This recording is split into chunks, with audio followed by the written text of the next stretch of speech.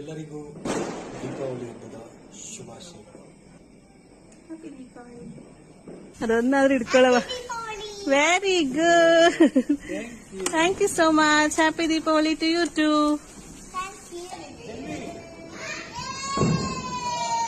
ಪಟ ಪಟ ಪಟಾಕಿ ಲಘುವಿನ ಚಟಾಕಿ ಎಲ್ಲೆಲ್ಲೂ ದೀಪಾವಳಿ ಹಚ್ಚು ಹಚ್ಚು ಹಚ್ಚು ಆನ ಪಟಾಕಿ